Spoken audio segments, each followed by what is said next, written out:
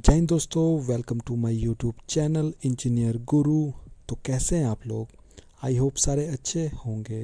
तो आज जो मैं आपके लिए टॉपिक लेके आया हूँ वो आपका इलेक्ट्रिकल इंजीनियरिंग में बहुत ही ज़्यादा इम्पोर्टेंट माना जाता है और जो भी इलेक्ट्रिकल इंजीनियरिंग का बेस है वो इसी के ऊपर डिपेंड करता है। तो आज हम उसी के बारे में समझने की कोशिश करेंगे और साथ में समझेंगे जो हमारा फेजर डायग्राम होता है, वेक्टर डायग्राम होता है, उसको बनाया किस तरीके से जाता है। क्योंकि बहुत सारे लोग क्या करते हैं, उसको याद कर लेते हैं कि भाई ये डायग्राम ऐसा होगा ऐसा होगा, और फिर जब कभी उसको घुमा के पूछ ले जाता है तो वो कंफ्यूज हो जाता है। और आपको एक चीज़ और बता दूं, जो ये हमारा टॉपिक आज का रहने वाला है उससे जेई और एई में दो से तीन क्वेश्चन ज़रूर बनते हैं। तो आशा करता हूँ आपको मेरा यह प्रयास अच्छा लगे। तो चलिए शुरू करते हैं। तो आज का हमारा टॉपिक रहने वाला है फंडामेंटल ऑफ एसी। इसको समझने से पहले हम यह समझ लेते हैं कि आखिर एसी होता क्या है, क्योंकि बहुत सारे लोगों में इसी की तो कन्फ्यूज़न रहती है। चलो मैं आपसे पूछता हूँ, जो आपका एसी है उसकी फुल फॉर्म क्या होती है? तो आप बोलोगे अल्टरनेटिंग करंट, पर मैं बोलता हूँ कि जो आपका एसी होता है उसकी फुल फॉर्म यह नहीं होती है। तो क्वेश्चन अब यह उठता है कि आखिर एसी की फुल फॉर्म होती क्या है। तो आज जो अब मैं आपको फुल फॉर्म बताऊंगा उसको आप हमेशा याद रखना। तो एसी को बोला जाता है अल्टरनेटिंग साइकिल, ना कि अल्टरनेटिंग करंट। जैसे मान लो कोई आपसे पूछ रहा है एसी करंट की फुल फॉर्म के साथ बताओ, तो आप ऐसा थोड़ी ना बोलोगे अल्टरनेटिंग करंट करंट। आप यही बोलोगे ना कि ये एसी करंट है, तो उसकी फुल फॉर्म होती है alternating cycle, C for cycle, और करंट आगे होता है क्योंकि वो करंट का टाइप होता है। करंट के टाइप होते हैं हमारे एसी और डीसी। तो वैसे ही जो हमारा डीसी होता है वो डायरेक्ट करंट नहीं होता है, वो होता है direct cycle current. DC current तभी बोला जाता है और एसी को अल्टरनेटिंग साइकिल करंट बोला जाता है। तो पहले हम समझेंगे जो एसी करंट है वो आखिर है क्या। तो ए से होगा अल्टरनेटिंग, सी से होगा साइकिल। मैंने आपको बताया कि जो भी वर्ड होता है उसी पे उसका मीनिंग छुपा होता है। तो ए से क्या है? अल्टरनेटिंग। अल्टरनेटिंग का मतलब क्या होता है? अल्टरनेट मतलब एक जगह से दूसरी जगह मूव करना, कोई भी चीज़ हो सकती है, पर यहाँ पे वेव फॉर्म की बात कर रहा है। और साइकिल क्या होता है? साइकिल को बोला जाता है जब भी कोई भी एक प्रोसेस कंप्लीट होता है और उसके वो ही क्वांटिटी सेम प्रोसेस फॉलो करता है। मतलब जैसे मान लो आपके पास एक घड़ी है, तो जब उसमें 12 से 12 बजेंगे तब वो आपका एक साइकिल होगा कंप्लीट। ऐसा थोड़ी ना होगा 12 से 6 होगा तब आपका साइकिल कंप्लीट होगा, नहीं होगा। जब आपका 12 से सुई 12 पर पहुंचेगी तो उसको बोलेंगे एक साइकिल। फिर क्या होगा? एक साइकिल के बाद फिर से वही सेम रिपीट होने लग जाएगा, 1 2 3 4 ऐसे करके। तो जब भी क्वांटिटी रिपीट होने लग जाए तो उसको बोला जाता है साइकिल। जैसे मान लो ये डायग्राम है आपके सामने, तो अगर मैं पूछता हूँ इसमें कितने साइकिल हैं, तो आप बोलोगे 3। तो पर ऐसा नहीं होता है जब तक क्वांटिटी रिपीट नहीं हो जाती। आप ध्यान से देखो, कोई भी क्वांटिटी रिपीट हो रही है? नहीं हो रही है। पर ऊपर साइन है, नीचे ट्राइंगल है, फिर उसके बाद स्क्वायर है, पर कोई भी क्वांटिटी रिपीट नहीं हो रही है। तो इसमें बोला जाएगा अभी सर्किट कंप्लीट नहीं हुआ, मतलब साइकिल एक कंप्लीट नहीं हुआ है। अब इसी डायग्राम को फिर से देखो। अब आपको दिख रहा होगा कि स्क्वायर वाली वेव फॉर्म के बाद फिर से साइन वेव बनना स्टार्ट होगी और वही सेम साइकिल बनना जा रहा है। तो अब इसको बोलेंगे हम, पहला साइकिल बना साइन वेव से लेकर स्क्वायर फॉर्म तक, फिर से दूसरा साइकिल बना साइन वेव से स्क्वायर तक, उसको बोला जाता है साइकिल। तो जो आपका अल्टरनेटिंग साइकिल होता है उसको बोला जाता है अल्टरनेट, आपकी क्वांटिटी चेंज हो रही है कंटिन्यूसली टाइम के साथ। और जितने टाइम के बाद यह क्वांटिटी चेंज हो रही है या फिर सेम रिपीट हो रही है तो उसको हम बोलेंगे time period. In technical way में अगर टाइम पीरियड को बोलेंगे तो हम बोलेंगे time taken to complete one cycle. एक साइकिल को कंप्लीट होने में जो हमारा टाइम लगा उसको बोलेंगे हम टाइम पीरियड। वैसे ही होती है हमारी फ्रीक्वेंसी। फ्रीक्वेंसी क्या होती है? फ्रीक्वेंसी होती है कि जितने भी हमारे साइकिल कंप्लीट हो रहे हैं एक सेकंड में, उसको बोला जाता है फ्रीक्वेंसी। मतलब जो हमारी वेव फॉर्म है साइन की, वो एक सेकंड में 50 बार चेंज हो रही है। और यह जो चेंज हो रहा है वो आंखों से देख पाना मुश्किल होता है। इसलिए आपने कभी देखा होगा जो आपका टीवी होता है, अगर आप उसकी स्क्रीन को फ़ोन से देखोगे तब आपको वहाँ पे लाइनें लाइनें सी दिखने स्टार्ट हो जाएगी। तो वो लाइनें क्या होती है? वो आपका मतलब कंटिन्यूसली ब्लिंक कर रहा होता है। तो वही चीज़ होती है फ्रीक्वेंसी। और आपने सुना होगा फ्रीक्वेंसी डीसी में नहीं होती है। क्यों नहीं होती? क्योंकि उसमें साइकिल ही नहीं होता है। उसमें क्या होता है? डायरेक्ट साइकिल होता है एक। तो फ्रीक्वेंसी क्या बोलती है? जब एक साइकिल कंप्लीट होगा तब आपके जाके फ्रीक्वेंसी होगी। पर डायरेक्ट साइकिल में तो कोई साइकिल ही नहीं है, तो उसमें फ्रीक्वेंसी कितनी होती है? ज़ीरो। और जो हमारी फ्रीक्वेंसी की यूनिट होती है वो होती है हर्ट्स, जिसको एच जेड से डिनोट किया जाता है। और जो इसका मैथमेटिकल एक्सप्रेशन होता है वो होता है 1/t। तो फंडामेंटल में एक चीज़ और समझ लो, जो हमारा फेस एंगल होता है वो क्या होता है। तो फेस एंगल बोला जाता है किसी भी दो इलेक्ट्रिकल क्वांटिटी के बीच के एंगल को। जैसे मान लो आपके पास दो क्वांटिटी दे रखी है, वोल्टेज और करंट, तो आपका भी जो एंगल बोलेंगे इन दोनों के बीच का जो एंगल होगा उसको बोलेंगे हम फेस एंगल। तो अब हम समझेंगे जो हमारा फेजर डायग्राम बनता है उसको बनाया कैसे जाता है। तो इसको समझने के लिए आपको सिर्फ घड़ी को अपने दिमाग में फिट कर देना है।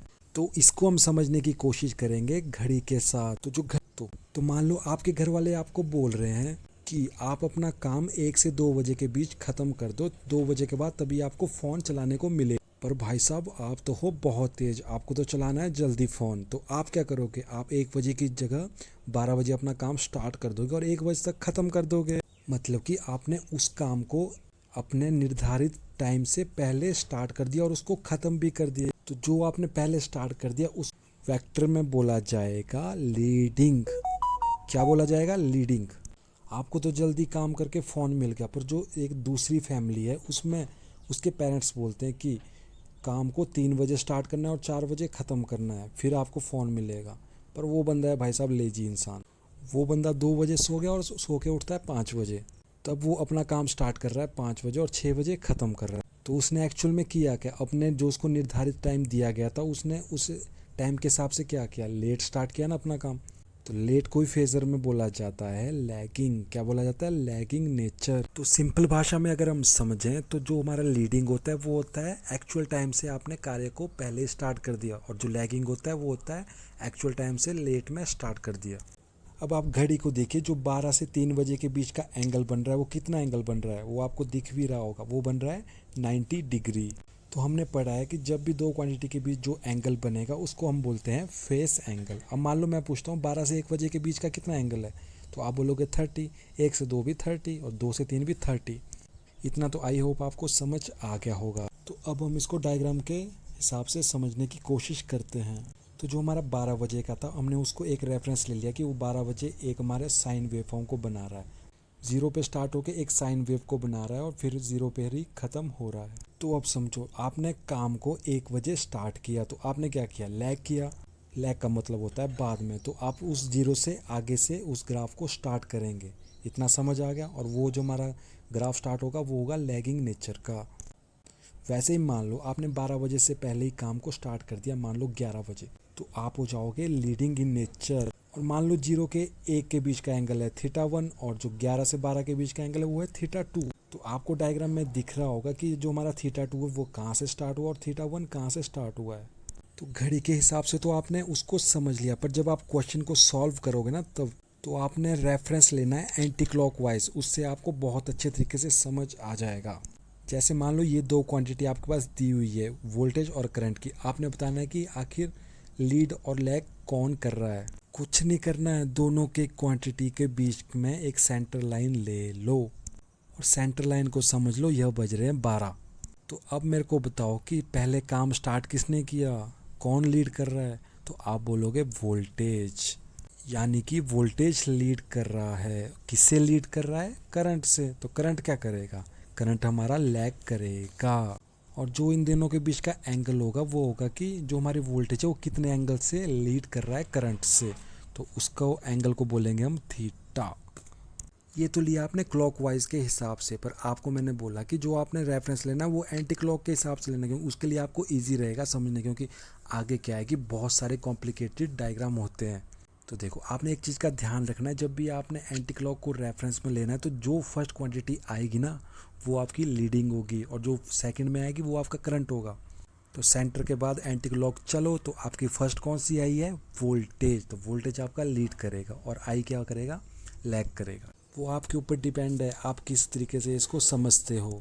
अब जैसे मान लो इंडक्टर के केस में एक इक्वेशन निकल के आती है, I is equal to I M sine bracket में ओमेगा टी माइनस 90। और एक चीज़ आप हमेशा याद रखना, जो डब्ल्यू टी होगा उसको रेफरेंस मानना है हमने 0 का, ठीक है। मतलब जो एंगल निकल के आ रहा है वो 0 से 90 पीछे है, मतलब कि ऐसे डायग्राम बनेगा करंट का। अब बताओ करंट लैग कर रहा है कि लीड कर रहा है। तो अगर आप समझ गए होंगे तो आप समझ जाओगे कि करंट आपका लैग कर रहा है, क्योंकि जो वोल्टेज है वो आपका फर्स्ट नंबर पे आ रहा है एंटी क्लॉक पे। इसीलिए क्या होता है इंडक्टर के केस में इसको लैगिंग नेचर बोला जाता है। जैसे मान लो ये दो इक्वेशन दे रखी है, I1 is equal to IM1 sine omega T minus pi by 4, और सेकेंड है I2 is equal to IM2 sine omega T plus pi by 6। तो पाई बाई 4 कितना होता है 45, पाई बाई 6 कितना होता है 30। तो पहले वाला जो आपको एंगल दे रखा है omega T minus pi by 4, तो वो कितना आएगा, वो 0 से 45 नीचे आएगा, उसको बना दो। बोलता है कि जो हमारा I2 है वो आपका omega T plus pi by 6 है, मतलब 0 से वो 30 आगे है, तो उसको भी बना दो। तो मैं आपको बताना भूल गया कि जो आपके पास ये दोनों इक्वेशनें दी है उन पे उस पर पूछा गया है कि आप बताओ कौन सा करंट लैग कर रहा है और कौन सा करंट लीड कर रहा है। तो अब मैंने आपको फेजर डायग्राम बना के दे दिया, तो आप इजीली तरीके से बता सकते हो कि नहीं बता सकते हो कि कौन सा लीड कर रहा है और लैग कर रहा है। तो चलो कोशिश करो बताने की, एक बार आप खुद भी ट्राई करना। वैसे मैं आपको बता देता हूँ। तो देखो जो आपका I2 है वो रेफरेंस हमने लेके चलना है एंटी क्लॉकवाइज। तो जो पहले आएगा, पहले कौन सा आ रहा है I2, तो I2 क्या हो जाएगा हमारा लीडिंग, और I1 क्या हो जाएगा लैगिंग। तो मतलब I2 हमारा लीड कर रहा है I1 से। इतनी बात तो हमें समझ आ गई, पर क्वेश्चन यह भी पूछता है कि वो कितने एंगल से लीड या लैग कर रहा है। तो आपको यह भी पता होना चाहिए कि I1 और I2 के बीच कितना एंगल है।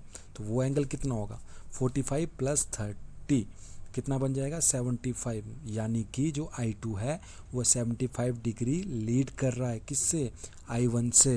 तो और जो इसके एग्जाम्पल रह गए हैं उसको हम अगली वीडियो में कोशिश करेंगे समझने की। तो आज के लिए क्या है कि वीडियो ज़्यादा लंबी हो सकती है, आप एक बार फेजर डायग्राम की प्रैक्टिस कर लीजिए, फिर आपको कोई भी क्वेश्चन करने में कोई दिक्कत नहीं आने वाली है। तो होप आपको यह मेरी वीडियो कुछ इन्फॉर्मेटिव लगी होगी। इन्फॉर्मेटिव लगी है तो प्लीज़ वीडियो को लाइक कर दीजिए। तो मिलते हैं अगली वीडियो में, तब तक के लिए बाय बाय, टेक केयर, जय हिंद।